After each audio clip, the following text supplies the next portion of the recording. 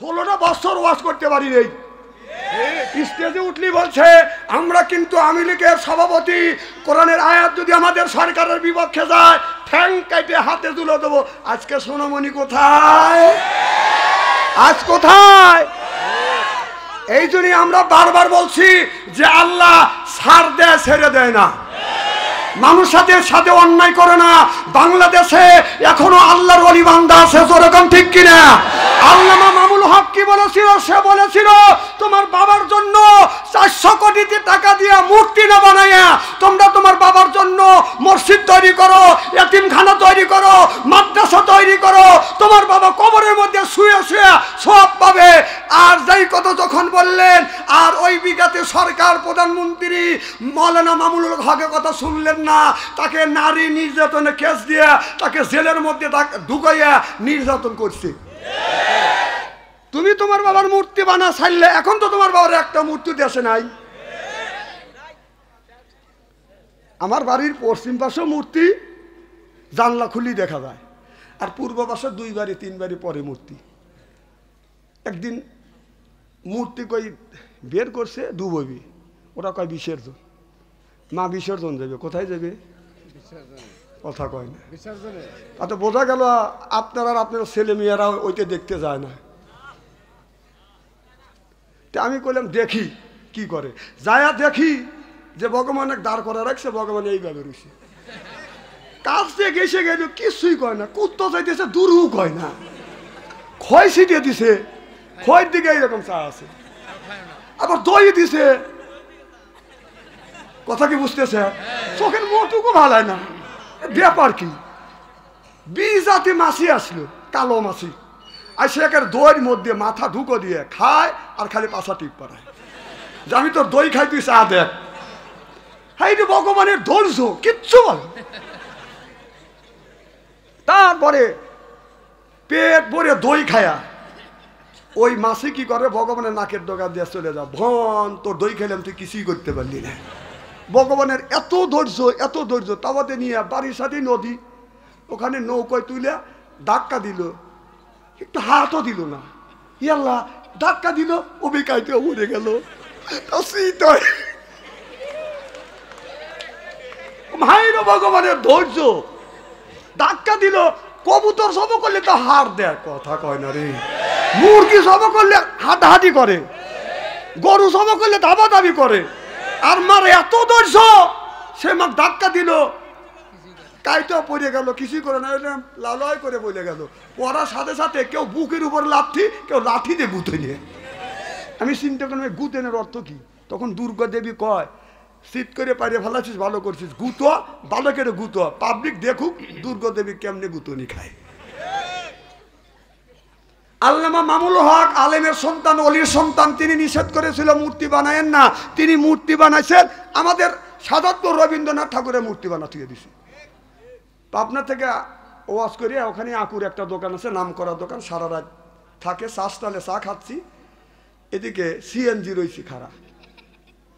কুকুর করলো কি, গুড়ি গুড়ি পাই চলে আসে, সিএনজির কাছে এসে ডান টেঙ্গি উঁচু করে এক কাচ্চা মারিয়ে দিল। আমি দেখতেছি, আবার গুড়ি গুড়ি করে আসে রবীন্দ্রনাথ ঠাকুরের মূর্তির কাছে আসে, ডান টেঙ্গি উঁচু করে মারছে, হাফ কেজি। আমি আগে যা দিয়ে গোসল হয়ে গেছে। সালি যে মূর্তি বানাইছে, যে মূর্তি, তোমার বাবার মূর্তি যদি বানা থাকো, তোর বাবার গাড়ির উপরে যে মূর্তি পিসাব করছে, মূর্তি খাতে নেওয়ার ক্ষমতা নাই, সেই মূর্তি বানাচ্ছে 400 কোটি টাকা দিয়ে। এই টাকা কি তোর বাপের? এটা হলো জনগণের টাকা, পারলি এতই পড়া লাগে না। টাঙ্গাইলে মাহফিলে গেছি, আমাদের এলাকার এক নেতা জরা ধরছে, আমার খাও খাও করে কাঁদতেছে। কম কাঁদেন কে? হুজুর দ্বিতীয় দেশ স্বাধীনের পর আমি পলাইছি। কম কিসের লেগে পলাইছে? কিরে, দেশে তো আমাদের এলাকায় তো আরো লোক আওয়ামী লীগ করছে, আমার এক ভাই আওয়ামী লীগ করছে, ওরা তো বলা নাই, তুই পলালি কে? হুজুর একটু দোষ আছে। আমার ভাইয়ের, আমার এ মুসলমান ভাইরা, আল্লাহর হাবিবের উম্মতেরা, ভালো করে লক্ষ্য করে শুনুন, আমলে নিয়তে বাদাম শুনতে হবে। আল্লাহর নবীর কাছে যখন সর্বপ্রথম আয়াত নাযিল হলেন, ওয়াকিমুস সালাহ, নামাজ কায়েম করো, আল্লাহর নবী বললেন, তো আমি নামাজ কায়েম করা জানি না, কেমন করে নামাজ কায়েম করব? জিবরাইল আলাইহিস সালামকে আল্লাহ পাঠা দিলেন। জিবরাইল রে, যা যা, আমার বন্ধু নামাজ কায়েম বোঝে না, নবীকে আমার বন্ধুকে বলো নামাজ কায়েম মানে নামাজটা তোমার আদায় করতে হবে, পড়তে হবে। জিবরাইল আলাইহিস সালাম চলে আসলেন। মুহাম্মদ হাই গিবনা গোপ্তা তানা গোপ্তা, জিবরাইল হাই গিবনা গোপ্তা তানা গোপ্তা, রব্বুল জলিন সিল্লে এখন মারহাবা। জিবরাইল আলাইহিস সালাম আল্লাহর নবীর কাছে এসে বলে, ইয়া রাসূলুল্লাহ, ইয়া হাবিবাল্লাহ, আল্লাহ আকিমুস সালাহ নামাজের আয়াত তো নাযিল করেছে, নামাজ পড়তে হবে। আল্লাহ নবী বললেন, আমি তো নামাজ পড়া জানি না। ও জিবরাইল আলাইহিস সালাম, আমি কেমন করে নামাজ পড়ব? জিবরাইল আলাইহিস সালাম বলে, ইয়া রাসূলুল্লাহ, ইয়া হাবিবাল্লাহ, নামাজের আগে আপনার ওযু দিতে হবে। ওযু ছাড়া বাদান নামাজ চলে না। ওযু ছাড়া বাদান কোরআন তেলাওয়াত করা, কোরআন ধরা যায় না। লা ইয়ামাযহু ইল্লাল মুতাহহারুন, যতক্ষণ পর্যন্ত তুমি পবিত্রতা অবলম্বন না করিবে, এতক্ষণ পর্যন্ত কোরআন ধরাও যাবে না, পড়াও যাবে না, নামাজ আপনার পড়া যাবে না। রাসূল বলেছে, আসসালাতুল মিফতাহুল জান্নাহ, নামাজ যারা পড়বে তারা জান্নাতের চাবি পাবে। বোঝা গেল তাহলে নামাজের বেহেশতের চাবির নাম হলো বাদান নামাজ, নামাজের বেহেশতের চাবির নাম হলো নামাজ, আর নামাজের চাবি হলো বাজান ওযু। সিল্লে এখন মারহাবা। ডেকে বলে, ইয়া রাসূলুল্লাহ, ইয়া হাবিবাল্লাহ, ওযু দিতে হবে। জিবরাইল আলাইহিস সালাম যখন বললেন, আমার নবী বললেন, জিবরাইল রে, আমি তো ওযু দেওয়া জানি না, কিভাবে ওযু দেব? জিবরাইল আলাইহিস সালাম বলে, ইয়া রাসূলুল্লাহ, ইয়া হাবিবাল্লাহ, আমি সেইভাবে ওযু দেব, আপনি ঠিক সেইভাবে ওযু দিবে। আল্লাহর নবীকে সামনে বসাইয়া জিবরাইল আলাইহিস সালাম ডান হাতে বাদান 3 বার করে পানি নিয়ে এইরকম করে বাদান ধুত করলেন, বাম হাতে পানি নিয়ে বাদান ধুত করলেন, 3 বার করে কুলু করিলেন, 3 বার করে নাকে বাদান শিরা পর্যন্ত পানি নিলেন, 3 বার করে মুখমণ্ডল ধুত করলেন, সের মোসবা করিয়ে আপনার 3 বার করে বাদান আপনার মুখমণ্ডল দিয়ে কেনে পর্যন্ত 3 বার করে ধুত করিলেন। এরপরে বাদান যখন সের মোসবার পরে পায়ে যখন পানি লিবে, এখন 3 বার কথা বলা হয় নাই, যত তোমার পানি যতটুকু লাগে স্বাভাবিক পর্যায়ে পানি দিয়ে তোমার পাতা ধুত করো। চিল্লে এখন মারহাবা। সঠিক আপনার এমন ভাবে বাদান ষড়যন্ত্র হচ্ছে, মানুষের নামাজ নষ্ট করবার জন্য বাদান কঠিন ভাবে বাংলার জমিনে বাদান ষড়যন্ত্র হচ্ছে, মসজিদে ষড়যন্ত্র হচ্ছে। মসজিদের কমিটিরা সরল মনে বাদান আপনার ট্যাপ লাগাইছে, কিন্তু শয়তান বসে নাই, শয়তান ওই ফাঁকে বাসে বাদান সুযোগ। শয়তান বলতেছে 3 বের করে নেওয়া লাগবে না, ট্যাপ ছেড়ে দিয়ে কষা ধুকো দেও। কথা বল, কি হুজুর খারাপ বলতেছি নাকি? আল্লাহ স্বয়ং জিবরাইলের মারফতে আল্লাহ রাসূলকে ওযু শিখিয়ে দিল, আর আমাদের ওস্তাদরা আমাদের শিখিয়ে দিল 3 বের করে কেনে পর্যন্ত ধৌত করো। আর আপনার এই সহজ করবেন নিয়ে শয়তান সূক্ষ্মভাবে ওই জায়গায় ঢুকে বলতেছে 3 বের লেয়া লাগবে না, কষা ঢুকে দাও। আমি একজন না দুইজন না, হাজার হাজার মুসল্লিকে আমি প্রমাণ করে দিতে পারি, ট্যাবের মধ্যে এরকম করে ধুয়ে দেয়। কথা কয় না? কিন্তু তারপরে কুলি করার সময় 3 বেরি করে, নাকে নেয় 3 বেরি, মুখমণ্ডল ধৌত করে 3 বেরি, কেনে যখন 3 বের নিবে তখন এইভাবে। কথা কয় না? কথাকে আমি অবস্থা বলতেছি। এ যা নামাজ নষ্ট হওয়ার 1 নম্বর ষড়যন্ত্র। ওই দেখেন বড় বড় চোখ করে তাকাইছি যে এত হুজুর থাকতে আমার এ কথা কয় না, তোমার এ কথা কয়া লাগবে কি? আমার নামাজ নষ্ট হোক না কবুল হোক, এটা আমরা বলবো, আল্লাহ বুঝবে। বোঝেন আপনার আল্লাহর সাথে বুঝে। আমি যেটুকু জানি সেটাই বলতেছি, খুব খারাপ লাগতেছে আমার ভাইরা। আমার ওযু শেষ, জিবরাইল আলাইহিস সালাম আল্লাহর নবীকে বললেন, ইয়া রাসূলুল্লাহ, ইয়া হাবিবাল্লাহ, এইভাবে কাবা মুখ হয়ে আপনি এইভাবে বাজান 2 রাকাত নামাজ পড়বেন, 4 রাকাত নামাজ এইভাবে পড়বেন। আল্লাহ রসুলকে যখন দেখা দিলেন, আল্লাহর নবীকে আল্লাহ জানিয়ে দিলেন, বন্ধুরে এই নামাজটা এইভাবে বাজান পড়তে হবে। তাহলে আল্লাহ এই নামাজের কথা আকিমুসসালাহ, আকিমুসসালাহ, আপনার নামাজের কথা আল্লাহ কোরআন কারিমের মধ্যে 80 থেকে বেরিয়ে আসে জায়গা বলেছে। ওয়াতু যাকাত, যাকাতের কথা আল্লাহ আপনার 30 জায়গা বলেছে। কুতিবা আলাইকুমুস সিয়াম, রমজান মাস আসতে রোজা রাখো, এই কথা 1 থেকে 2টি জায়গা বলেছে। তাহলে নামাজের কথা আল্লাহ যদি 80 থেকে রোজা 80 থেকে 82 জায়গা যদি আল্লাহ বলে থাকে, কোন জ্ঞানে আপনি নামাজ ছেড়ে দিয়ে মাথা রাখছেন বড় বড় চুল, এরপরে বাজান ওই লোকটাই করে ভুল, পরেন হলো পাটের ছালা, এরপরে হাতে হলো বালা, গলা হলো পুতির মালা। আমি হিসাব করে দেখলাম ওই লোকটা অরিজিনাল শয়তানের শালা। নামাজ নাই, রোজা নাই, হজ নাই, জাকাত নাই, খাঁচার ভিতরে রুহু কিভাবে ঢুকলো ওই চিন্তা করতেছে নামাজ পড়ে। বা খাঁচার ভিতর আছেন পাখি ঢুকলো কিভাবে, এই যে খাঁচার ভিতর আছেন পাখি ঢুকলো কিভাবে, এই মুর্শিদ না বুঝিলে বাবা খবর কি পাবে। হায় হায় মুর্শিদ খাইলে মা কমসানা, পাখির তো খাওয়া হইল না, মুর্শিদকে খাওয়াইলে সানা পাখি কি খাবে, পাখি গু খাবে। পাখি চায় নামাজ পড়ো, পাখি চায় কোরআন তিলাওয়াত কর, পাখি চায় বেশি বেশি করে রোজা রাখো, পাখি চায় বেশি বেশি করে জিকির করো। সুবহানাল্লাহ বললেন না? রাসূল বলেছে কুল্লু সাইল সাইল, কুল্লু সাইল সিকালাতুল কুলুবিহিল যিকরুল্লাহ। বেশি বেশি করে জিকির করলে বাদান কলপের ময়লা বাদান পরিষ্কার হয়। কারণ কাপড় সুপরে যদি ময়লা পড়ে সাবান সোটা দিলে বাদান পরিষ্কার হয়। আর মনের ময়লা আপনি কি দিয়া পরিষ্কার করবি? ও মনে বাবলা পাতা দাগ লেগেছে, ধুইলে কি যায় সাবানে সাবানে, মনের ময়লা মুজিবে কেমনে? খাদ্য যায় না রে দুলে, স্বভাব যায় না রে মোলে, ও যে শিকের গায়ে কিচ্ছুসার গায়ে আতর দিলে গন্ধ কি যাবে, মনের ময়লা মুজবে কেমন? রাসূল বললেন কুল্লু সাইল সিকালাতুল কুলবিহিল যিকরুল্লাহ। বেশি বেশি করে বাদাম জিকির করো, কলবের ময়লা পরিষ্কার করে দিবে কি? এই জন্য বেশি বেশি করে বাদাম জিকির করা লাগবেন। জিকিরের অর্থ বাদান আছে। আমাদের দেশে জিকির করে কি দিয়ে জিকির করে আমাদের বুঝে আসে না। জিকির করবেন সুবহানাল্লাহ, আলহামদুলিল্লাহ, লা ইলাহা ইল্লাল্লাহ, আল্লাহু আকবার। এরপরে আপনি বলবেন ইয়া আল্লাহু, ইয়া রহমানু, ইয়া হাইয়ু, ইয়া কাইয়ুম, ইয়া সাত্তার, ইয়া গাফফার, ইয়া হান্নান, ইয়া মান্নান। যেভাবে আপনার বলা দরকার সেইভাবে ডাকবেন। আমার আল্লাহ সব ডাকে বাদাম সারা দিবে। জোরে কোন মারহাবা। আল্লাহ আল্লাহ মিকুনা শামসু কামা, আল্লাহ আল্লাহ মিকুনা আর দুজামা, সিল্লায়াকান আল্লাহু আকবার। আমার ভাইরা, আমার আল্লাহ নবী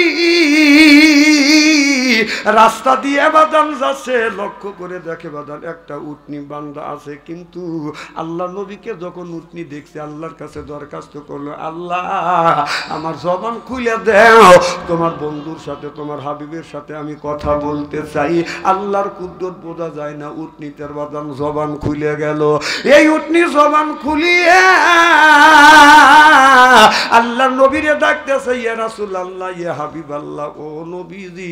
আল্লাহর নবী ডানে তাকায় মানুষ পায় না, বামে তাকায় মানুষ পায় না, সামনে তাকায় মানুষ পায় না, পিছনে তাকায় মানুষ পায় না। আমার নবী বলে, কে আমারে রসুল রসুল বলে ডাকে? এবার উটনি ডেকে বলে, ইয়া রাসূলুল্লাহ, ইয়া হাবিবাল্লাহ, আমি আপনাকে ডাকতেছি গো নবীজি, ও নবীজি আমি আপনারে ডাকে। আল্লাহ নবী বললেন, কি জন্য তুমি আমারে ডাকছো? উটনি বলে, রসুল গো আপনি আমার চেহারার দিকে তাকিয়ে দেখেন।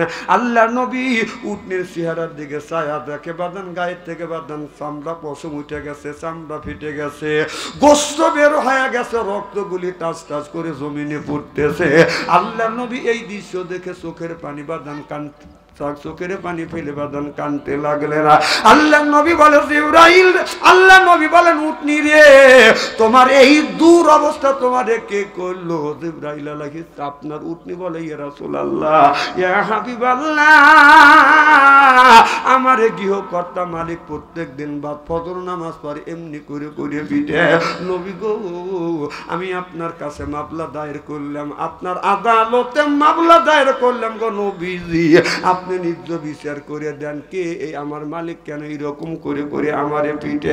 আল্লাহর নবী উটনির মালিককে ডেকে ডেকে বলতেছে ও উটনির মালিক তোমার উটনি আমার আদালতে মামলা দায়ের করছে কেন প্রত্যেক দিন বাদ ফজর নামাজ পর উটনিটাকে এইরকম করে পিটে।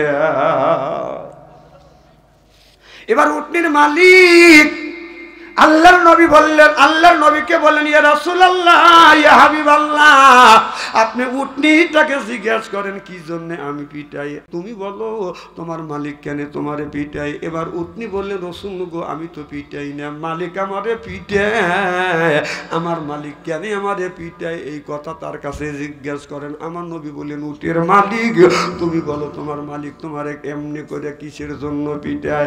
উটনি বলে ইয়া রাসূলুল্লাহ ইয়া হাবিবাল্লাহ আমি রাস্তা দিয়ে আসতেছিলাম, আপনি বলেছিলেন ইন্নাস সালাতি ওয়া নুসুকি ওয়া মাহিয়ায়া ওয়া মামাওয়াতি লিল্লাহি রাব্বিল আলামিন। নবীজি গো আপনি বলেছেন ইন্নাস সালাত সালাত পড়তে হবে, আর সালাতের ব্যাখ্যা দিতে আপনি বলে গিয়েছিলেন যে লোকটা ঈশার নামাজ না পড়ে বিছানায় ঘুমোতে যাবে ওই বাড়িতে আল্লাহর গজব বর্ষিত হবে। ইয়া রাসূলুল্লাহ ইয়া হাবিবাল্লাহ আমার মালিক 5 ওয়াক্ত নামাজের মধ্যে 4 ওয়াক্ত নামাজ পড়ে, ঈশার নামাজ না পড়ে লোকটা ঘুমাতে যায়, আপনার কথা মিথ্যা হবে না, আল্লাহর গজব এই বাড়িতে বর্ষিত হবে। নবী গো আমি আল্লাহর ভয়ে আল্লাহর গজবের ভয়ে রশি কেটে কাশি কেটে মাঠের মধ্যে পালিয়ে থাকি ভাগিয়ে থাকি। ও নবীজি আল্লাহর গজব পড়বে আমার মালিকের উপরে, এই জন্য কাশি কেটে রশি কেটে মাঠের মধ্যে পালিয়ে থাকে। নবী গো এটা কি আমার অপরাধ? আল্লাহ নবী বললেন ও উটনির মালিক তোমার উটনি যা বলতে তুমি তো শুনছো, তোমার উটনি যা বলতে এটা ঠিক বলছে কিনা। এবার উটনির মালিক চোখের পানি ফেলে দিয়ে দিয়ে কান্দে ইয়া রাসূলুল্লাহ ইয়া হাবিবাল্লাহ ও নবীজি আমার উটনি যা বলেছে ঠিকই বলেছে, আমি 5 ওয়াক্ত নামাজের মধ্যে আমি মাত্র 4 ওয়াক্ত নামাজ পড়ি, ঈশার নামাজ পড়ি না। আর ঈশার নামাজ যে না পড়বে আপনার সোনার জবান থেকে বলেছেন ঈশার নামাজ যে না পড়বে আল্লাহর ওই বাড়িতে গজব আসবে। আমরা আল্লাহর গজব দেখে ভয় পাই না, উটনি আল্লাহর গজব দেখে ভয় পাও। ও নবীজি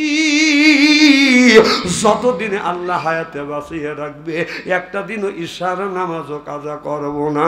জোরে কোন সুবহানাল্লাহ।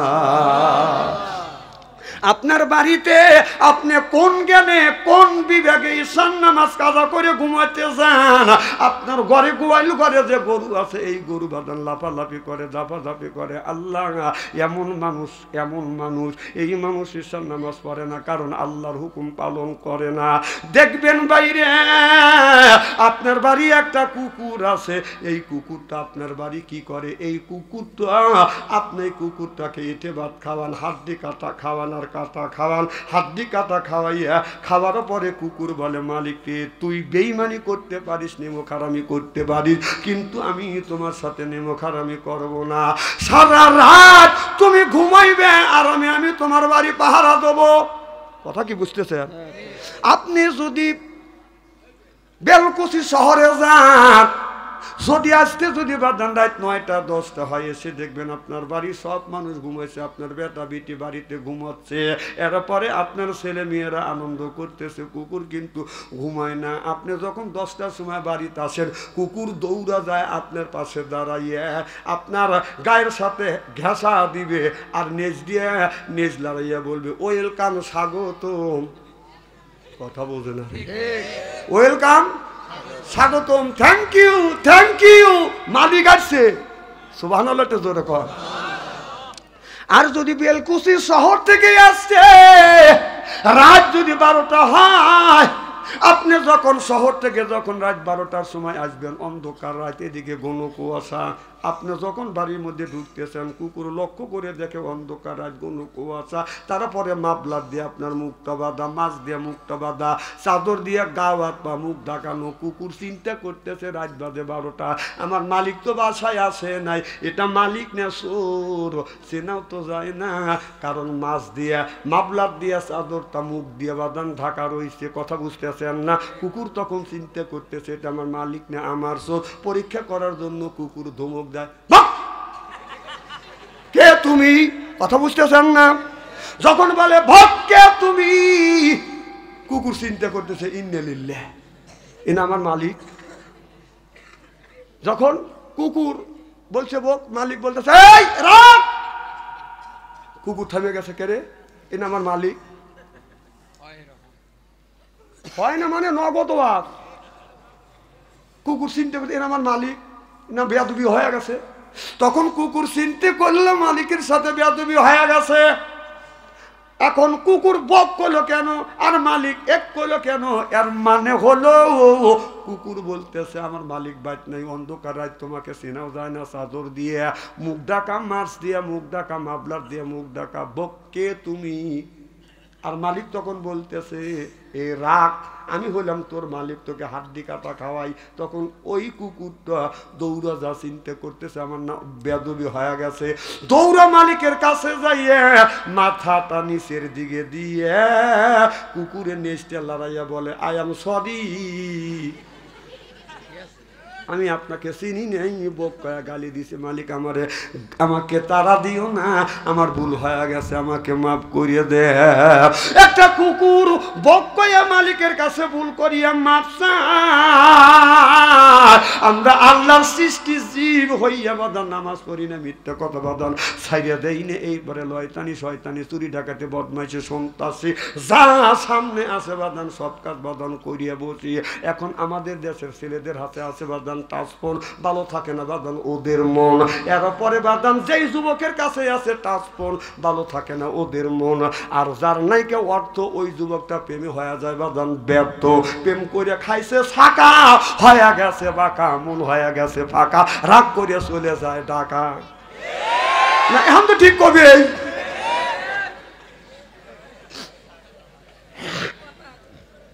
খুব কি খারাপ লাগতেছে। এইভাবে যদি কোরআন হাদিস দিয়ে বর্তমান প্রেক্ষাপট মিলে যদি ঘন্টা দেড়েক আলোচনা করি, শোনার জন্য রাজি আছেন? হাত তুলে দেখান তো দেখি, রাগ করবেন কারা কারা?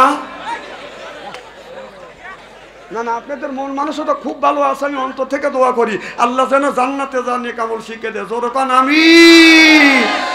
আমার মুসলমান ভাই রে, আল্লাহর হাবিবের প্রিয় উম্মতেরা ভালো করে লক্ষ্য করে শুনুন, আল্লাহ বলতেছে ইন্নাল্লাযিনা আমানু, ইন্না মানে নিশ্চয়ই আল্লাযিনা সিবা যাহারা ঈমান আনবে ওই আল্লাহর উপরে, ও আমিলুস সলিহাত, আর যারা নেক কাজ করবে। এক নাম্বার ঈমান, আর দুই নাম্বার যারা নেক কাজ করবে। নেক কাজের মধ্যে নামাজ আছে, রোজা আছে, হজ আছে, যাকাত আছে, কুরবানি আছে, ভালো ভালো কাজ আপনার নেক কাজের মধ্যে ঢুকে গেছে। সুবহানাল্লাহ বললেন না? এদিকে আল্লাহ বলে ইন্না সলাতি, আমার নামাজ, ও নুসুকি, আমার কোরবানি, ও মাহিয়া, অর্থাৎ আমার নামাজ, আমার রোজা, আমার বাইসে থাকা, আমার মরে যাওয়া, লিল্লাহ, কার জন্য? জোরকান কার জন্য? সব হলো বাদান আমার আল্লাহর জন্য। তাহলে নামাজ পড়া লাগবে আল্লাহর জন্য, কোরবানি করা লাগবে আমার আল্লাহর জন্য। দেখেন এখন আমাদের কোরবানিতে বাদান কি হয়ে গেছে, ভাবো নিরে লাই মুসলমান, ভাবো নিরে লাই গজব আসিবে দুনিয়ায়। ও যে সুদের টাকায় পাহাড় করলি, মক্কা যায় হজ করিলি, বনের পশু কোরবানি করে বিয়ে বাড়ি পাঠাও রান, এইভাবে কাটাবির মন কত কাল। নামে মুসলমান মোরা, নামে মুসলমান, এইভাবে কাটাবির মন কত কাল। ও যে বৌদিয়া, ও যে সুদের, ও যে গরিবের হক নষ্ট করলি, গোস্ত ফ্রিজে ভরলি, কথা কয় না রে, কারণ ফ্রিজই গরিবের হক নষ্ট করছে। ও যে গরিবের হক নষ্ট করলি, গোস্ত ফ্রিজে ভরলি, ফ্রিজে রাইখে গোস্ত বছর ভরা খাইলে রান, এইভাবে কাটাবি রে মন কতকাল, নামে মুসলমান, নামে মুসলমান, এইভাবে কাটাবি রে মন কতকাল। ও যে বৌদিয়া কিস্তি তুলিলি, তাবলিগের আমির সাদিলি, ও যে বৌদিয়া কিস্তি তুলিলি, বড় পীরের কাছে মুরিদ হইলি, বড় পীরের কাছে মুরিদ হইয়া ইসলাম করছো অপমান, এইভাবে কাটাবি রে মন কতকাল, চিল্লে বলুন ঠিক কিনে। ফাওয়াইলুল লিল মুসাল্লিন আল্লাযিনা হুম আন সালাতিহিম, এই নামাজটা তুমি মানুষকে দেখানোর জন্য নামাজ পড়তেছো, এই নামাজটা মানুষকে দেখানোর জন্য নামাজ পড়তেছো, মানুষ আমাকে নামাজি বলুক, হজ করতেছো মানুষ আমাকে হাজি বলুক, কোরবানি করতেছো মানুষ জানে আমাকে কোরবানি দাতা বলে, এইটা তোমার যদি এইটা যদি তোমার মেন্টালিটি হয়, তাহলে তুমি আল্লাহর আশিক হইতে পারবে না। আশিকুকা ভুল লাগানো, মাসিকুকা কামনেহি ওয়ারহামনে ভুল লাগানো, আকেলুকা কান্দেহি, আকেলুকা কান্দেহি, আশিকুকা ভুল লাগানো, মাসিকুকা কান্দিও, ওয়ারহামনে ভুল লাগানো, বুলবুলিকে পুষিও, বুলবুলিকে পুষিও। আশিক না হলে আশিকের মর্যাদা বোঝা যায় না, প্রেমিক যদি না হওয়া যায় প্রেমিকের কদর জানা যায় না। আপনি যদি আল্লাহর আশিক হন, আপনি তো নামাজ ছাড়িবেন না। আপনি যদি রসুলের প্রেমিক যদি হন, যেই হজটা রসুল করেছে, আপনি হাজি মানুষ হজ করিয়ে আসছেন, ভালো কথা, আপনি নামাজ পড়েন তাও ভালো, নামাজ পড়ে ওই যে আসরের পর পরবাদান চাষতলে যায়, এক বসায় 3 কাপ চা খান আর শাপনুর আর শাকিব খানের ছবি দেখেন, আছে না নাই? বাদান ওই জায়গা যা বসে আসল নামাজ পড়িয়া জায়গা করে বাদান গরম দেখে কিছু মানুষের করে বাদান শরম, যদি পায় বাদান গল্প, কেউ করে না অল্প, খায় একটু পান, মনের মধ্যে আছে বাদান গুনগুননি গান, তারপরে খাই এক খাবলা হাকিমপুরি জর্দা, শরীর তার গামে যায় বুঝায় আমি বড় মর্দা। হ্যাঁ, তুমি হাজি চা খাবার যাবে, দুঃখ নাই, 5 মিনিটের মধ্যে চা খা, তুমি চলে আসো, তুমি যা 1.5 ঘন্টা বড় বসে থাকো, 3 কাপ চা খাও, শাকিব খান ছবি, শাকিব খান আর শাপনুরের ছবি দেখো, কথা কও, কথা কও, স্ত্রী করে থুয়ে দেবো আজকে, হাসি হয়েছে তাই না?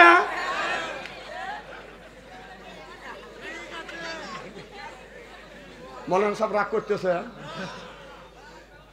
আচ্ছা, এই ঘটনা ঘটে কিনে, মানে বক্তারা আমার সিয়ারা দিয়ে কিছু কিছু বক্তা আমার পছন্দ করে না, ওখানে সিয়ার আল্লাহ ভালো দিছে, আর গেলেই কয় কোরআন হাদিসের বাইরে বিলে, আমি কোরআন হাদিসের বাইরে কথা বলছি, হাজি হজ করে নিয়ে এসে ওই চাষতলে বসে শাপনুরের ছবি দেখতে এই কথা বলবো না, তাই না? কথা কোন এই সমস্ত ওয়াজ করার হিম্মত লাগে, ইমানের স্পিরিট লাগে। জাকারিয়া আলাইহিস সালামের ওয়াজ জানি, জাকারিয়া নবীকে, জাকারিয়া আলাইহিস সালামকে দাওয়াত করছে, জাকারিয়া নবী গাছের মধ্যে ঢুকছে, গাছ সহ জাকারিয়া নবীকে কেটে ফেলছে, এই ওয়াজ জানি। এই ওয়াজ করে মানুষকে আল্লাহর রাস্তায় আনা যাবে না, এটা অন্যায়, এটা করা যাবে না, এটা ন্যায়, এটা করতে হবে। ন্যায়ের পক্ষে কথা বলতে গেলে জেল খাটার দরকার হলে জেল খাটবো, প্রয়োজন হলে ফাঁসির মঞ্চে আনবো, বাতিলের সাথে আপোষ নাই।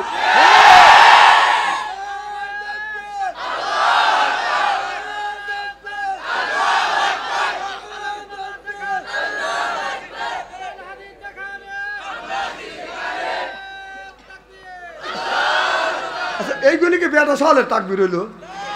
না না, এখানে তাকবির দিয়ে লাভ কি? রমজান মাসে বউ যখন মার্কেটে দেবে তখন তাকবির দিও, আমার বউ মার্কেটে চলো, পাবলিক সবাই ছায়া দেখো। বেটা সাল, আপনার বেটা সাল না পুরুষ? হ্যাঁ, পুরুষ কারা কারা হাত তোলেন তো দেখি। এই কজন পুরুষ? আচ্ছা, হাত নামান, এবার হাত তুলে দেখাবেন। বেটা সাল তো দেখলে আমি, এবার বেটা সাল কারা কারা হাত তোলে? তাহলে বোঝা গেল অর্ধেক পুরুষ আর অর্ধেক বেটা সাল। না তোমরা কি হয়েছে?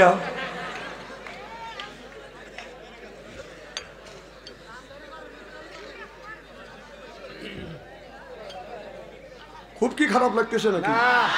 নারে তাকবীর, হক কথা বলো। মাঠে ময়দানে আল্লাহ তোমাকে কবুল করছে, মাঠে ময়দানে এসে হক কথা বলো। আর হক কথা যদি বলতে না পারো তাহলে বাড়ির বসে বর্ষাতে রান্নায় সহযোগিতা করে সোয়াবের চেয়ে বেশি পাবি। হক কথা না, তেল তেলে ওয়াজের দিন আসে নাকি রে? আর তেল তেলে ওয়াজ করে দেশটা জাহান্নামে তার প্রান্তরে চলে গেছে। কথা কর, এটা হক কথা বলে না, অন্যায় কথা বলে না, অন্যায় কথা সমর্থন করে। 16টা বছর ওয়াজ করতে পারি নেই, স্টেজে উঠলি বলছে আমরা কিন্তু আওয়ামী লীগের সভাপতি, কোরআনের আয়াত যদি আমাদের সরকারের বিপক্ষে যায় ঠ্যাং কাটে হাতে তুলে দেবো। আজকে সোনামণি কোথায়? আজ কোথায়? এই জন্যই আমরা বারবার বলছি যে আল্লাহ ছাড় দেয়, ছেড়ে দেয় না, মানুষের সাথে অন্যায় করে না। বাংলাদেশে এখনো আল্লাহর ওলি বান্দা আছে, যেরকম ঠিক কিনা? আল্লামা মামুল হক কি বলেছিল? সে বলেছিল তোমার বাবার জন্য 400 কোটি টাকা দিয়ে মূর্তি না বানাইয়া তোমরা তোমার বাবার জন্য মসজিদ তৈরি করো, এতিমখানা তৈরি করো, মাদ্রাসা তৈরি করো, তোমার বাবা কবরের মধ্যে শুয়ে শুয়ে সব পাবে। আর যেই কথা যখন বললেন, আর ওই বিঘাতে সরকার প্রধানমন্ত্রী মৌলানা মামুল হকের কথা শুনলেন না, তাকে নারী নির্যাতনে কেস দিয়ে তাকে জেলের মধ্যে ঢুকাইয়া নির্যাতন করছে। তুমি তোমার বাবার মূর্তি বানা ছাড়লে, এখন তো তোমার বাবার একটা মূর্তি দেশে নাই। আমার বাড়ির পশ্চিম পাশে মূর্তি জানলা খুলি দেখা যায়, আর পূর্ব পাশে 2 বাড়ি 3 বাড়ি পরে মূর্তি। একদিন মূর্তি কই বের করছে ডুববি, ওরা কয় বিসর্জন। মা বিসর্জন যাবে, কোথায় যাবে? কথা কয় না। আচ্ছা, বোঝা গেল আপনারা আর আপনার ছেলে মেয়েরা ওইটা দেখতে যায় না। আমি কইলাম দেখি কি করে, যায়া দেখি যে ভগবান দাঁড় করা রাখছে, ভগবান এইভাবে রয়েছে। কাছে গেছে গেল, কিছুই কয় না, কুত্তো চাইতেছে দূরও কয় না, ক্ষয় ছিটিয়ে দিছে, ক্ষয়ের দিকে এইরকম চা আছে, আবার দই দিছে। কথা কি বুঝতেছে? চোখের মোটুকু ভালো হয় না। ব্যাপার কি? 20 জাতি মাছি আসলো, কালো মাছি, আর সে একের দইয়ের মধ্যে মাথা ঢুকো দিয়ে খায় আর খালি পাশা টিপ পাড়ায় যে আমি তোর দই খাই, তুই চা দেখ। হাই রে ভগবানের ধৈর্য, কিচ্ছু বলে। তারপরে পেট ভরে দই খায়া ওই মাছি কি করে, ভগবানের নাকের ডগা দিয়ে চলে যা, ভন তোর দই খেলাম, তুই কিছুই করতে পারলি না। ভগবানের এত ধৈর্য, এত ধৈর্য। তাওয়াতে নিয়ে বাড়ির সাথে নদী, ওখানে নৌকায় তুলে ধাক্কা দিল, একটু হাতও দিল না। ইয়াল্লাহ, ধাক্কা দিল, ও বেকাইতে উড়ে গেল।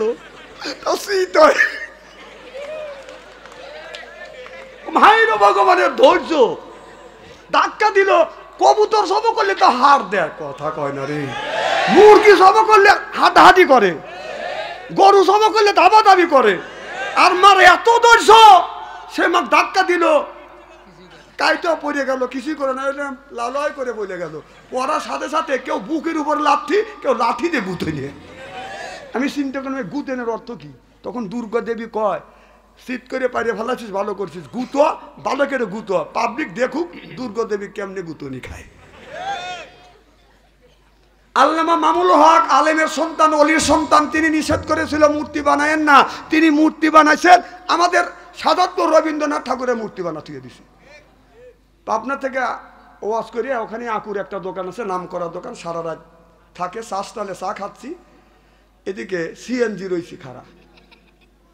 কুকুর করলো কি, গুড়ি গুড়ি পাই চলে আসে, সিএনজির কাছে এসে ডান টেঙ্গি উঁচু করে এক কাচ্চা মারিয়ে দিল। আমি দেখতেছি, আবার গুড়ি গুড়ি করে আসে রবীন্দ্রনাথ ঠাকুরের মূর্তির কাছে আসে, ডান টেঙ্গি উঁচু করে মারছে, হাফ কেজি। আমি আগে যা দিয়ে গোসল হয়ে গেছে। সালি যে মূর্তি বানাইছে, যে মূর্তি, তোমার বাবার মূর্তি যদি বানা থাকো, তোর বাবার গাড়ির উপরে যে মূর্তি পিসাব করছে, মূর্তি খাতে নেওয়ার ক্ষমতা নাই, সেই মূর্তি বানাচ্ছে 400 কোটি টাকা দিয়ে। এই টাকা কি তোর বাপের? এটা হলো জনগণের টাকা, পারলি এতই পড়া লাগে না। টাঙ্গাইলে মাহফিলে গেছি, আমাদের এলাকার এক নেতা জরা ধরছে, আমার খাও খাও করে কাঁদতেছে। কম কাঁদেন কে? হুজুর দ্বিতীয় দেশ স্বাধীনের পর আমি পলাইছি। কম কিসের লেগে পলাইছে? কিরে, দেশে তো আমাদের এলাকায় তো আরো লোক আওয়ামী লীগ করছে, আমার এক ভাই আওয়ামী লীগ করছে, ওরা তো বলা নাই, তুই বলালি কে? হুজুর একটু দোষ আছে। না দোষ না থাকলে সেই লোক কোনদিন পলায়? আচ্ছা এখানে অনেক লোক আছে, আমি লিখ অনেক লোক করছে না, কতক্ষণ আসে না, ওরা কি পলাইছে? তুই পলালি কে? নিশ্চয়ই কয় হুজুর আমাকে বলতেছে, হুজুর এই মহিলা ক্ষমতা রাখার জন্য গ্রামের লোকে ভোট দিতে দেয়নি, মাইরিয়ে তারাইছি। কথা কন, 16টা বছর ভোট দিতে পারে না। এই যে আমাদের সোনামণি ভবিষ্যৎ, যাদের বয়স 20 বছর 25 বছর, ওরা জানে ভোট মানে খালি গুতো গাতি লেওয়া। ওরা এইটাই মনে করে মানে নিরপেক্ষ যে একটা ভোট আছে ওরা এখনো দেখে নাই, ওরা দেখছে খালি মারামারি কাটাকাটির ভোট। আসলে ভোট এখন হবে, নিরপেক্ষ একটা ভোট সামনে আছে ইনশাআল্লাহ। তে এখন আমাদের এলাকায় এক মুরব্বী মানুষ, বলবো কি একটু বলেন, বয়স হলো অনেক বেশি হয়ে গেছে, বললো জীবনের শেষ একটা ভোট দিয়েছি, কম যাও গা। উনি গেছেন, বলতেছে ভোট দেবো। কস আচ্ছা তোমার ভোট হয়ে গেছে? কয় কও কি বাপু, জীবনের শেষ ভোট দেবো, কখন মরি? কস আচ্ছা খালি তোমার ভোট হয় নাই, চাষিরও ভোট হয়ে গেছে। কয় কও কি বাবু, তোমার চাষি নিয়ে 6 মাস আগে মারা গেছে, হে এসে ভোট দিয়ে গেল, আমার সাথে দেখা করলো না কে? হ্যাঁ, এমন অলিকে ভোট দিয়েছে, মরা মানুষ এসে ভোট দিয়ে যা, কথা কয় না রে। হ্যাঁ, তাহলে এই একটা আল্লাহর অলিকে ভোট দিল, কবরে 6 মাস আগে কবরের মধ্যে শুয়ে রয়েছে, সেই অলিকে ভোট দেওয়ার জন্য কবরের মানুষ উঠে এসে ভোট দিল। আমার বউ আমার সাথে দেখা করলো না, তাহলে আমি কি অন্যায় করছি? আর এই সরকারের হাতে কি সম্পর্ক? উনি দুইটে বুইটে শিবকুর, আর পুলিশ দৌড়ে গেছে বাসি বুবারতে। কি হয়েছে চাচা? কন আমরা শাস্তি দেবো, আইনের ব্যবস্থা নেবো। কয় বাবু কয় না, 6 মাস আগে আমার বউ মরে গেছে, এসে ভোট দিয়ে গেল, আমার সাথে দেখা করলো না। পুলিশ লাখের রুমাল নিয়ে চলে গেছে, লজ্জারের চাইতে আর জমিনে হয় না। কতক্ষণ জোর করে ভোট লেখা, পশুর ভোট, কুত্তা কয় কি? দেশটা হাতে উলিয়া বানাইছে সাবেক প্রধানমন্ত্রী।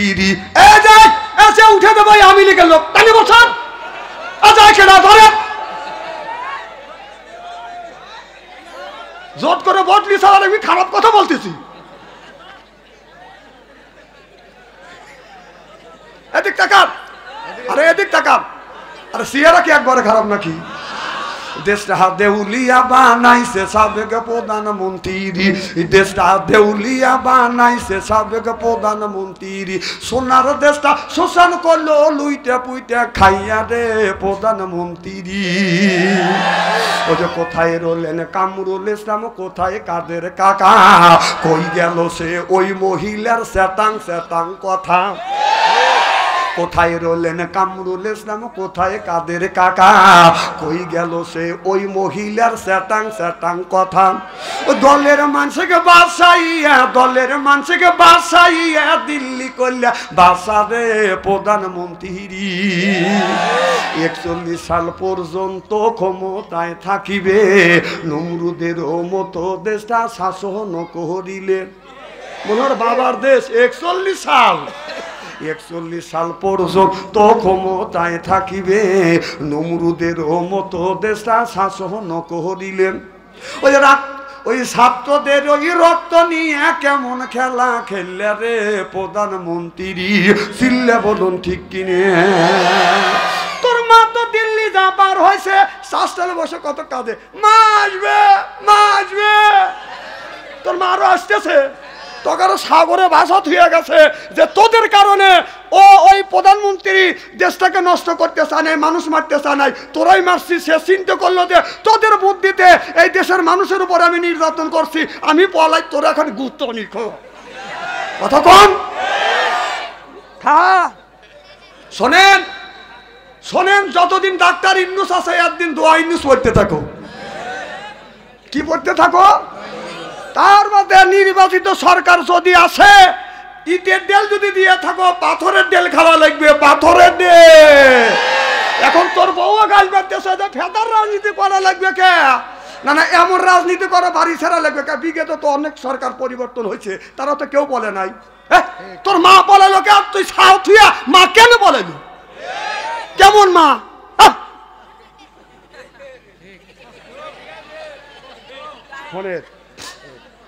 গরুর যদি বাচ্চা দেয়, মানে রাগ করতেছেন মনে হয়, তাই না? গরুর যদি বাচ্চা দেয়, এই গরু খোল বুসে দিলি, বাচ্চা যখন মেয়ে খোল বুসে থুয়ে এসে বাসুরের কাছে খারাপ হয়। কথা কর। আর তোর ছেলেরা বাড়িঘর ছেড়ে চলে যায়, তুই দিল্লি রয়েছিস, তুই কেমন মা? ছেলেদের কোনো মায়া দয়া নাই তোর। তোর ছেলেরা কে কোনে শুয়ে রয়েছে, কে কোন জায়গা গেছে, কেউ দাড়ি কেটে আপনার ভ্যান চালাতেছে, কেউ দাড়ি কেটে পলান নিছিল। মানে ওদের ভিতরে যে ইমান নাই এটা বিশ্বাস হওয়া গেছে। কারণ বাংলাদেশে জামাত ইসলাম, হেফাজত ইসলাম যতগুলি আলেম ওলামা আছে তাদের উপরে এমন নির্যাতন করছে, একটা আলেম কি মুখে দাড়ি কাটছে? জোরকান কাটছে? আর এমন ব্যক্তির পক্ষে তোমরা থাকছে পলানের সময় বেদাশালা দাড়ি কাটছে।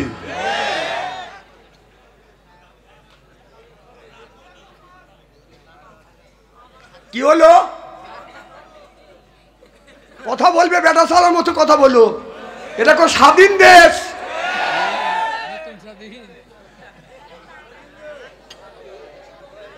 খুব খারাপ লাগতেছে। ওয়াজাল্লাহ লিল মুত্তাকিনা ইমামা, ওয়াজাল্লাহ আয় আল্লাহ লিল মুত্তাকিনা ইমামা, নেককার পরহেজগার ইমাম বানাসে। ইমামটা হলো বাদান ইউনিয়নের ইমাম, সেটা হলো মেম্বার। একটা ইমাম আপনার ওয়ার্ডের ইমাম হলো মেম্বার, ইউনিয়নের ইমাম সেটা হলো বাদান চেয়ারম্যান, থানার ইমাম সেইটা হলো বাদান এমপি। তাহলে আল্লাহ কোরআনের মধ্যে ইমামের কথা বলছে, সেই ইমাম তোমরা বানাবে দেও নাই। বদমাইশি লুচ্চর গুন্ডা ওরাই হচ্ছে বাদান আপনার এই দেশের মেম্বার আর ইমাম। সিল্লে কোন ঠিক কিনে? আমরা ভাইয়ের আমার ওদিকে যেতে চাই না। হযরত আলী ভাই চলে যাচ্ছেন? না না, মতো আছে তুমি এখানে মতো। তোমার বউ খুশি হবে যে না জামাই কাম দেখাইছে। লাভা ওঠাই তো আমার ওয়াজ ডিস্টার্ব করা।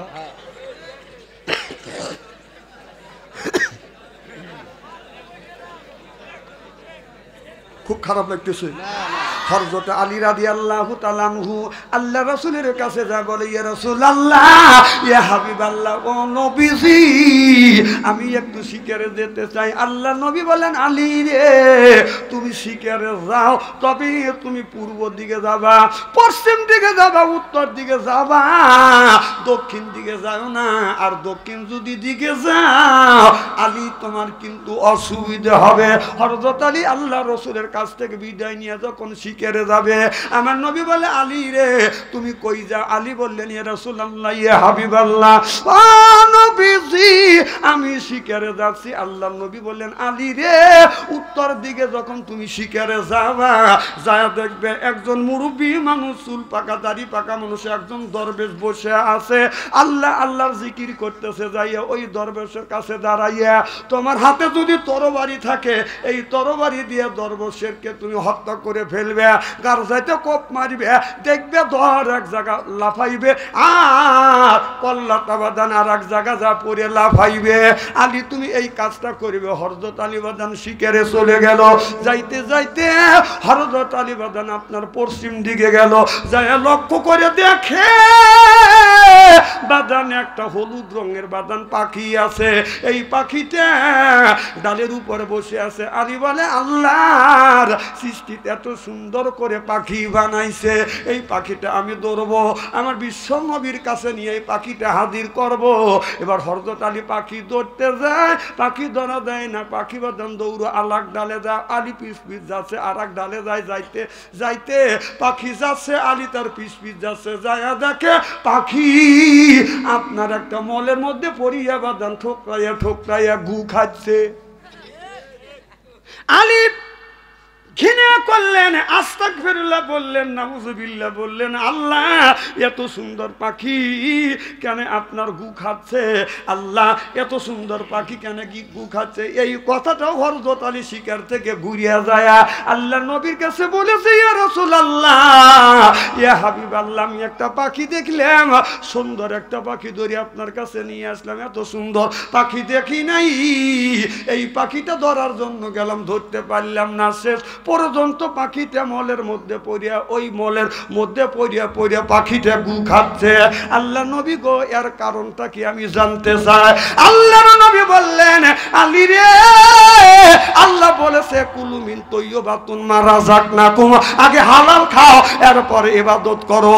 এর মানে হালাল না খাইয়া ইবাদত যদি না করো, এই ইবাদত আল্লাহর দরবারে কবুল। অনেক মানুষ বাজার আপনার সুদ খায়, সুদ খায় কি খায় না? সুদ খায় মসজিদের আগের কাতারে যা নামাজ পড়ে আল্লাহু আকবার। এই তুই সুদ খাস, তো আগে কাতারে দাঁড়াবাড়ি করছে কেটে ভাই পিছনে যা যা। সুদ খাওয়ার কথা আল্লাহ নিষেধ করছে। আল্লাহ তাকুলু, সুদ তো খাওয়া দূরের কথা, তার দ্বারের কাছে যায় না। সুদ খায় মানুষ খাবলা খাবলা করে খায়। সেই সুদের টাকা দিয়ে যদি গরুর গোস্ত আনিয়ে, সুদ খাওয়া হারাম, মল খাওয়া কথা কয় না। সুদ খাওয়া কি? মল খাওয়া। তাহলে হারাম জিনিস হালাল মনে করে যদি খাও, গরুর গোস্ত আনলে সুদের টাকা দিয়ে গরুর গোস্ত আনিয়ে বউ গুণ করে দিলে তুমি খাইলে হালাল মনে করে, তাহলে খাও। টয়লেট থেকে 1 পিস মল তোলো, তুলে 1 টুকরা গরুর গোস্ত খাও, আর সালাদ মনে করে গু খাও।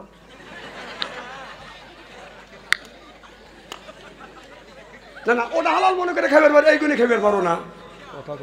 এই কথাটা আমি কিসের লেগে কইতেছি, খালি হাইসো না, খালি কেলায়ও না, কথাগুলি বোঝো।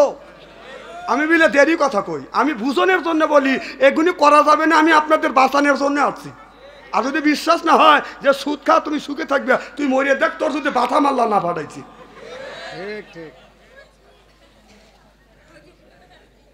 কয় যে আমি কোরআন থেকে আলোচনা করি না, আমরা কোরআনের বাইরে আলোচনা করি, তুই এসে কর, তোর ক্ষমতা আছে, তুই পারিস না তুই কইস না। কয় যে আমার মা বোয়াল মাছ খায় না, কয় কে খায় না, কয় পায় না তাই খায় না।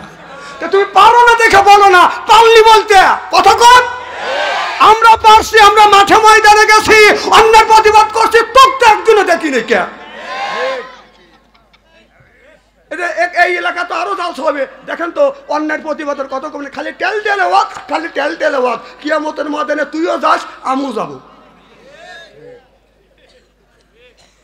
কি যে রাগ করতেছে যে বাচ্চা আন্তরিক ধরে নিয়ে লোকেরা। হ্যাঁ, বাংলাদেশে কত মৌলানা আছে, ওরা ওয়াজ করে কাশিয়া কুশিয়া পাইপ দিয়ে পুজ একবার মেকটানি করি আলা দিবি। আর এসে গেলে প্যারাক বিদেছে, আমি প্যারাক বিদে দিচ্ছি আপনাদের বাঁচানোর জন্য। আমার ভাইয়ের আমার হযরত আলী পশ্চিম দিকে গেলেন, যাইয়া দেখে একটা দরবেশ বসে বসে জিকির করতেছে, আল্লাহ আল্লাহ মিকুনা শামসু কামা, আল্লাহ আল্লাহ মিকুনা আরদু জামা, আনতুম আওলানা বাস্তুম মুসলিম কিসান হায়, আনতুম আওলানা বাস্তুম মুসলিম হোতা কাম হায়। লোকটা বসে বসে আল্লাহর জিকির করতেছে। হযরত আলী মনে মনে চিন্তা করতেছে, আল্লাহ নবী বলেছে একটা দরবেশকে যদি পাও দেখে বসে বসে আল্লাহর জিকির করতেছে, হাতে তোমার তরবারি আছে, তরবারি দিয়ে তুমি কার যাইতে কোপ মারবে। এ আলী, তুমি লোকটাকে হত্যা করবে। আলী বলল, এই লোকটা তো অন্যায় করে নাই, লোকটা তো কোনো ক্ষতি করে নাই, কেন এই লোকটাকে আমি হত্যা করব? আবার মনে মনে চিন্তা করতেছে, আল্লাহর হুকুম মানা ফরজ, নবীর হুকুম মানা ফরজ। কথা বুঝতেছেন না? আল্লাহ যে হুকুম করে, আর আল্লাহর কথা বাদা ওহী, রসুলের কথাটাও ওহী, তাহলে নবীর কথা যদি না শুনি আমি গুনাহগার হয়ে যাব। আলীর হাতে তরবারি ছিলেন বাজান, যখন বাম পাশে কোপ দিলেন, গলা কাটলেন না, পশমও কাটলেন না। আলী আবার বাজান আপনার বাম পাশে কোপ দিলেন, আপনার গলা কাটা তো দূরের কথা, পশম পর্যন্ত কাটলো না। আলী পেরেশান হয়ে গেল, আমার মতো বীর পালোয়ান আমি কেন তার গলা কাটতে পারতেছি না। হযরত আলী তরবারিটা বাজান ডান পাশে আনিয়ে বিসমিল্লাহ আল্লাহু আকবার বলিয়া আল্লাহর ধ্বনি দিয়ে কোপ মারছে, কল্লা এক জায়গা পড়ছে, দরটা বাদান জমিনের মধ্যে পড়িয়া গেছে। এই দরেব থেকে 2 ভাগে বাদান রক্ত বাদান বিভক্ত হইয়া 1 ভাগ রক্ত বাদান আকাশের দিকে বাদান উঠে যাচ্ছে, আর 1 ভাগ রক্ত জমিনের মধ্যে বাদান পড়ার সাথে সাথে শুয়ার আর কুকুর হইয়া কেউ কেউ কেউ কেউ করতে করতে বাদান বন জঙ্গলের মধ্যে চলে গেলেন। হযরত আলী পেরেশান হয়ে গেলেন, আল্লাহ এই জিনিসটা তো দেখি নেই, আল্লাহর রসুলের কাছে এই কথাটা বাদানে জিজ্ঞেস করবো। হযরত আলী বাদান আবার উত্তর দিকে চলে গেলেন, যাইয়া দেখে বাজান কয়েকজন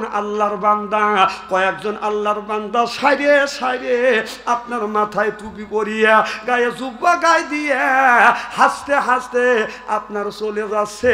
মনে হয় একটা ফুলের বাগান, ওই ফুলের বাগানের মধ্যে বাজান প্রবেশ করলো। যেরকম সুবহানাল্লাহ। আল্লাহ নবী বলেছে, আলী পূর্ব দিকে যাবে, পশ্চিম দিকে যাবে, উত্তর দিকে যাবে, দক্ষিণ দিকে যাইও না। হযরত আলী তো আপনার পূর্ব দিকে যা পাখি দেখছে, দক্ষিণ দিকে যা তো হত্যা করছে, পশ্চিম দিকে যা তো হত্যা করছে, উত্তর দিকে যা তো বাদান আপনার ওই লোকটা, আপনার ওই মানুষগুনি বাদান ফুলের বাগানের মধ্যে চলে যাচ্ছে। আলী মনে মনে চিন্তা করলেন, রসুল বলেছে দক্ষিণ দিকে যায় না, গেলে নিষেধ করে নাই, গেলে বিপদ হবে। আমার তো আল্লাহ শক্তি দিছে, রং কৌশলে ওখান থেকে আমি উদ্ধার হয়ে আসবো। হযরত আলী উত্তর দিকে দক্ষিণ দিকে চলে গেল, যাইয়া দেখে বিরাট একটা গাছ, এত বড় গাছ, ছোট ছোট পাতা, এতটুক এতটুক ফল, গোল গোল পাতা, এতটুক এতটুক ফল। সেই গাছের নাম কি? বট গাছ। এই তো বলছি, এই বটের গাছের ছায়ার নিচে যাইয়া হযরত আলী বাদান দাঁড়িয়ে আছে। হযরত আলী ডাইনে তাকায় মানুষ নাই, বামে তাকায় মানুষ নাই, পশ্চিমে তাকায় মানুষ নাই, পূর্বে তাকায় মানুষ নাই। হঠাৎ করে একটা লোক রাঙা তরবারি নিয়ে আসিয়া হযরত আলীর উপরে বাদান আঘাত করতে লাগলেন। হযরত আলী বাদান আপনার আঘাতটা বাদান ঠেকাইতে ঠেকাইতে দুজনের মধ্যে তুমুল আকারে লড়াই যুদ্ধ বাদান শুরু হয়ে গেলেন। লড়াই করতে করতে আলীর মতো পালোয়ান ওই লোকটার সাথে বাদান বন্দী হয়ে গেলেন। লোকটা আলীকে বেঁধে ফেললেন, গাছের গোড়ার সাথে বাদান বেঁধে রাখলেন। হযরত আলী চোখের পানি ফেলে দিয়ে দিয়ে কান্দে, আল্লাহ আল্লাহ নবী বলেছে তুমি পূর্ব দিকে যাবে, উত্তর দিকে যাবে, পশ্চিম দিকে যাবে, দক্ষিণ দিকে যাইও না, আর যদি যাও আলী তোমার বিপদ হবে। আমি কেন রসুলের কথা শুনলাম না, আসিয়া বিপদের মুখে পড়ে গেলাম, আমি বন্দী হয়ে গেলাম। আমি যদি মারা যাই কেউ আমার খবর দিবে না, আল্লাহ ছাড়া আমি বিবি বাল বাচ্চার মুখ দেখতে পারবো না। এই বলে বলে হযরত আলী এসে বাদান, হযরত আলী বসে বসে বাদান কাঁদতেছে।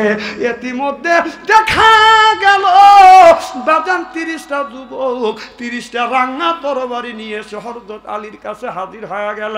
আলী রে, চিন্তা করে না, আমরা তোমার 30 জন বন্ধু আইছি, আমরা তোমাকে বিপদ থেকে উদ্ধার করব। হযরত আলী বলল, আপনারা যে আমার বন্ধু, আমার আপনাদের সাথে তো আমার কোনোদিন দেখা হয় না, আপনারা কেমন বন্ধু? বলে হ্যাঁ আমরা 30টা বন্ধু। তুমি আমার নবীর কাছে জিজ্ঞাসা করো, আমরা তোমার 30 জন বন্ধু, আপন বন্ধু। সুবহানাল্লাহ বললেন না? নবীর কাছে জিজ্ঞাসা করলে আমার বিশ্ব নবী বলে দিবে আমি তোমাদের উদ্ধার করব। এবার ওই একজন যুবকের সাথে 30টা যুবক বাদান তুলুম আকারে লড়াই করতে করতে 30টা যুবক বাদান আলী সহ বন্দী হয়ে গেল। যারা উদ্ধার করতে আসলো তারাও বন্দী হলো। তাহলে বন্ধু হলো কয়জন? আলী সহ কয়জন? 31 জন। এবার আলী সহ বাদান 31 জন লোক বাদান কানতে লাগলেন। আরে রসুল নিষেধ করলে কেন কথা শুনলাম না? ইতিমধ্যে পশ্চিম দিকে হযরত আলী ছায়া দেখে আপনার 17 জন যুবক রাঙা তরবারি নিয়ে বাদান হযরত আলীর সামনে হাজির হয়ে গেছে। আলীর কাছে যায় বলে, আলী রে, চিন্তা করো না, এই 30 জন সহ তোমাকে আমরা মুক্ত করে নিয়ে যাব, ভয় নাই। হযরত আলী বলল, 30 জন এসে পারে নাই, তোমরা এই 17 জন এসে কি করিবে? এবার বলে, না না, ভয় পাও না। ওই 17 জনের সাথে ওই যুবকটার বাদান লড়াই হলো। তুমুল আকারে যুদ্ধ করতে করতে ওই একটা যুবকের কাছে 17 জন বাদান বন্দী হয়ে গেল। আলী সহ বাদান কয়জন বন্দী হইল? 48 জন। আমার ভাইরা আমার, আলী কান্দে, 48 জন লোক সহবাদান কান্দে। ইতিমধ্যে লক্ষ্য করে দেখে পশ্চিম দিক থেকে বাদান 4-5টা যুবক আসিয়া বলে, আলী রে, চিন্তা করো না, তোমাকে আমরা মুক্ত করে নিয়ে যাব। আলী বললেন, এতগুনি বন্ধু এসে বন্দী হয়ে গেল, তোমরা যদি বাঁচপারা চাও চলে যাও। কয় চলে যাওয়ার জন্য আসেনি, আমরা তোমার 5 জন বন্ধু। কয় তোমরা যে আমার 5 জন বন্ধু, আমরা তো তোমাকে, আমি তো তোমাকে দেখি নেই। কোন দেশের বন্ধু? কোন দেশের বন্ধু? রসুলের কাছে জিজ্ঞাসা করো আমি কোন দেশের বন্ধু। ওই 5 জন যুবক আসিয়া এক যুবকের সাথে লড়াই করতে করতে বাদান 5টা যুবক বাদান বন্দী হয়ে গেল।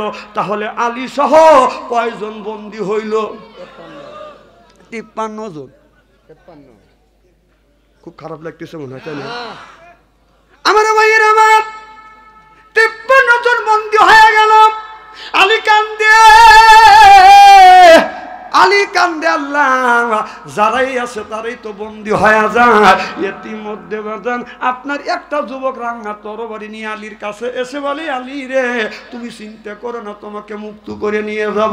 আলী বলল, এতগুলি বন্ধু আসিয়া বন্দী হয়ে গেল, মুক্ত করতে পারলো না, যেই আছে সেই বন্দী হয়ে যায়। বলে, আলী রে আমি তোমাকে মুক্ত করে ছাড়বো। ওই একজনের সাথে একটা যুবকের তুমুল আকারে লড়াই করতে করতে ওই যেই যুবকটা সব মানুষের বন্দী করছে, একটা যুবক আসিয়া ওই যুবকটাকে বাদান হত্যা করিয়া হযরত আলী সহ সকলকে বাদান মুক্ত করলো। আলী মুক্তি হইয়া বলতেছে, এখান থেকে আমি যাব না, তুমি বাকে আর তোমরা 17 জন বাকে, তোমরা 5 জনকে, তোমরা 30 জনকে। এবার আপনারা 30 জন পরিচয় দিল, আমি হলাম তোমার 30 দিনের 30টা রোজা, আমি তোমার 30টা রোজা, তুমি বন্দী হয়েছো, আমরা সহ্য করতে পারি নাই, মানুষ রূপ ধারণ করে তোমাকে উদ্ধার করতে আসছি, আমি উদ্ধার করতে পারি নাই। 17 জনকে, এই 17 জন হলো বাদান আপনার 5 ওয়াক্ত নামাজের 17 রাকাত। সুবহানাল্লাহ। 5 ওয়াক্ত নামাজের কয় রাকাত ফরজ? 17 রাকাত ফরজ। আমরা বন্ধু হয়ে তোমাকে মুক্তি করবে রাখছি, কিন্তু পারলাম না। ওই 5 জনকে এসে হলো 5 ওয়াক্ত নামাজ, ফজর, জোহর, আসর, মাগরিব, ইশা। সুবহানাল্লাহ। একটু জোরে কান। তারাও বন্দী হইল। তুমি যে একজন যুবক, তুমি কে? বলে, আমি হইলাম তোমার ইমান। চিল্লাইয়া কোন মারহাবা। ইমানদার আছে এই লোকটা বাতিলের কাছে বাদান মাথা নত করে না। যার ইমান নাই তেলে বাদান ওয়াজ করে, চিল্লা চিল্লা কোন ঠিক কিনে। খুব খারাপ লাগতেছে না?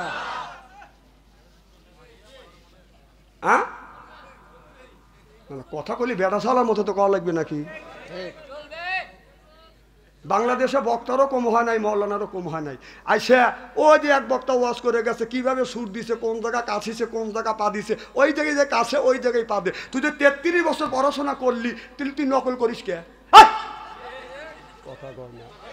তাহলে বোঝা গেল ওইগুলি শুনে শুনে নকল করতেছিস। নিজ পায়ে হাতে নিজে পড়াশোনা কর, পরের সাহলে ছেলে বানাস না, নিজে ছেলে জন্মাস। কথা কয় না, কথা কয় না। কে কি কইছে ওইটা শুনে ওই সুর নিয়ে ও যেখানে কাছে যেভাবে পাদে, যে জায়গা কবিতাগুলি বলে সেই জায়গা সেইভাবেই বলে। তাহলে তুই 33 বছর পড়াশোনা করিয়া তুই গরুর গাছ কাটছিস? হ্যাঁ,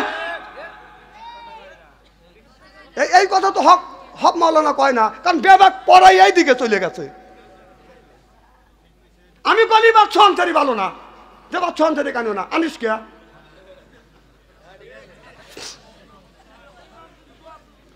এই যে টাচ মোবাইল আইসা সারে সর্বনাশ হয়ে গেছে। কথা কন আমার বন্ধুগণ, আমার এই যে টাচ মোবাইল আসিয়া এই ছেলেদেরকে সারে সর্বনাশ করছে। আল্লাহ বলে, ইয়া আইয়ুহাল্লাযিনা আমানু, ওহে যারা ঈমানের বিশ্বাসী রে, তোমরা যারা ঈমান আনছো, কু আনফুসিকুম ওয়া আহলিকুম নারা, নিজে বাঁচো, তোমার আহেল পরিবারকে বাঁচাও। আজকে নিজেও বাঁচলাম না, আহের পরিবারকে বাঁচাইতে পারলাম না। ছেলের বয়স 10 বছর, তার হাতে স্ক্রিন টাচ মোবাইল। মেয়ের বয়স হলো 10 বছর, তার হাতে স্ক্রিন টাচ মোবাইল। কারণ ওই ছেলে স্ক্রিন টাচ মোবাইল দিয়ে বাদান কি করতেছে, কথা বুঝতেছে আর না, মিস ফায়ার করতেছে। এক একটা ছেলে এই মোবাইলের মধ্যে, অপ্রাপ্ত ছেলে অপ্রাপ্ত মেয়ে প্রেম আর ভালোবাসা করতে করতে প্রেমের সেঞ্চুরি করে বলেছে। ছেলে প্রেম ভালোবাসা করতেছে, বিয়ের উপযুক্ত হয়ে গেছে। রসুল বলেছে, তোমার ছেলের বয়স যদি 15 হয়, সে যদি উপযুক্ত হয় বিয়ে করা, তাড়াতাড়ি করে বিয়ে করা, নইলে ও যত অন্যায় অত্যাচার, যত অন্যায় অপরাধ করবে, সব অপরাধের বাগিয়ে ওই মা বাবার ঘাড়ে পড়বে। বাবার বয়স হয়, ছেলের বয়স 20 বছর 25 বছর হয়ে গেছে, তোর ছেলে 32 জায়গায় রিলেশন করে, আর তুই মসজিদে যা ভেবাইতেছিস। হ্যাঁ, ছেলের হাতে টাচ মোবাইল দিয়া বাপ আগের কাতারে বসিয়ে দোয়া কালাম পরে আল্লাহর কাছে মসজিদে যাবে, রব মানে দোলাও যায়। বাবা ছেলের হাতে জাহান্নামের খড়িতে তো ব্যবহার করতে কেনা, তোর ব্যবহারের 5 পয়সার দাম নাই কে? এত ব্যবহার ছেলের হাতে টাচ মোবাইল দিয়ে আল্লাহ তো তোর দোয়া কবুল করলো না।